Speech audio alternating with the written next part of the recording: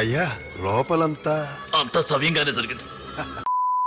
TFI బానిసలందరికీ స్వాగతం సుస్వాగతం. నేను మీ Appalaraju and welcome to our channel POV of Appalaraju. Dulquer Salmaan గారి కాంతా సినిమా చూసి వచ్చాను and I'm totally disappointed with the film. ఈ సినిమా నన్ను ఎంతలా డిసప్పాయింట్ చేసిందంటే, దీనికంటే ముందు నేను శివ రిలీజ్కి వెళ్ళాను. ఈ సినిమా చూసిన తర్వాత అరే శివ సినిమాకి ఇంకోసారి వెళ్ళినా బాగుండు కదరా అనిపించింది. ఈ సినిమా టీజర్ అండ్ ట్రైలర్ లో వీళ్ళు చూపించిన hero and director ego clash కి నేనైతే చాలా బాగా ఎక్సైట్ అయ్యాను. ఎందుకంటే అది నాకు చాలా కొత్తగా అనిపించింది అండ్ సినిమాని రివ్యూస్ చూడకుండా వెళ్ళి చూద్దాం అనుకున్నా. సినిమాకి వెళ్ళి చూస్తే అసలు మెయిన్ ప్లాట్ అది కానే కాదు అండ్ కంప్లీట్ గా వీళ్ళు టీజర్ అండ్ ట్రైలర్ తో ఆడియన్స్ ని మోసం చేశారని అయితే అర్థమైంది. ఈ సినిమా ఒక murder investigation thriller. Interval scene లో ఒక మర్డర్ జరుగుతుంది. ఆ మర్డర్ ని ఎవరు చేశారనేదే మిగిలిన story. First half was okay. Hero and director మధ్య ఈగో క్లాష్ అనేది బాగానే ఎస్టాబ్లిష్ చేశారు అండ్ కొన్ని సీన్స్ నాకు చాలా బాగా వర్క్ అయ్యాయి. కానీ అక్కడక్కడ కొంచెం లాగ్ అనిపించింది. బట్ ఓవరాల్ గా డీసెంట్ గానే ఉన్నింది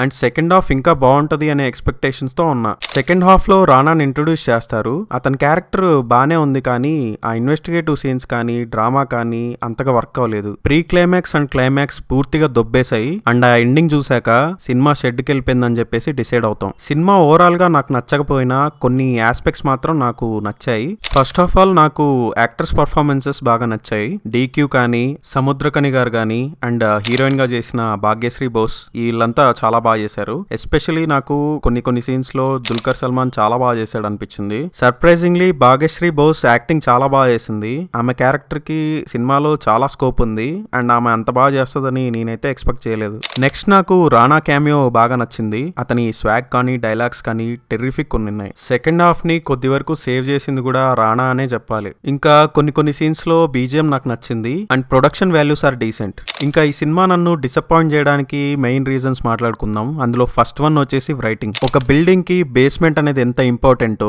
అలాగే సినిమా కూడా రైటింగ్ చాలా ఇంపార్టెంట్. ఈ సినిమాలో అన్ని బాగానే ఉన్నాయి. యాక్టింగ్ కానీ మ్యూజిక్ కానీ అండ్ ప్రొడక్షన్ వాల్యూస్ కానీ ఇలా అన్ని బాగున్నాయి. కానీ ఆ సినిమాని హోల్డ్ చేసే రైటింగే మొత్తం దొబ్బేసింది. హీరో అండ్ డైరెక్టర్ మధ్య ఈగో క్లాష్ అనేది బానే ఉంది కానీ ఆ ఈగోని జస్టిఫై చేసే సీన్స్ ని ఇంకా బాగా రాయాల్సింది అని నాకు అనిపించింది. అండ్ ఫస్ట్ హాఫ్ లో హీరో అండ్ హీరోయిన్ మధ్య వచ్చే లవ్ స్టోరీ నాకు అస్సలు ఎక్కలేదు. ఎందుకంటే అది మహానటిలోని లవ్ స్టోరీకి చాలా సిమిలర్ గా ఉంటది అండ్ వాళ్ళిద్దరి మధ్య బాండింగ్ కూడా సరిగా ఎస్టాబ్లిష్ చేయలేదు అనిపించింది. ఇంటర్వెల్ సీన్ ని ఏదో పెద్ద ట్విస్ట్ లా చూపిస్తారు కానీ అది మనం ముందే గెస్ట్ చేస్తాం అండ్ ఆ తర్వాత మనం ఏదైతే గెస్ట్ చేస్తామో క్లైమాక్స్ లో కూడా అదే రివీల్ చేస్తారు. సో అది కంప్లీట్ గా ప్రెడిక్టబుల్ కాబట్టి మనకు అసలు ఎక్సైట్మెంట్ అనేదే ఉండదు. ఇంకా ఈ సినిమాలో మెయిన్ గా ఎమోషన్ అనేది కంప్లీట్ గా మిస్ అయింది. సెకండ్ హాఫ్ లో చనిపోయిన వ్యక్తి గురించి అందరూ చాలా బాధపడుతుంటారు కానీ మనకు ఏమాత్రం ఎమోషన్ అనేది వర్కౌట్ అవ్వదు. ఈ సినిమా ఎండింగ్ చాలా డ్రామాటిక్ గా తీశారు కానీ ఆ ఎమోషన్ అనేది కంప్లీట్ గా మిస్ అయింది కాబట్టి మనకు అది అస్సలు వర్క్ అవ్వదు.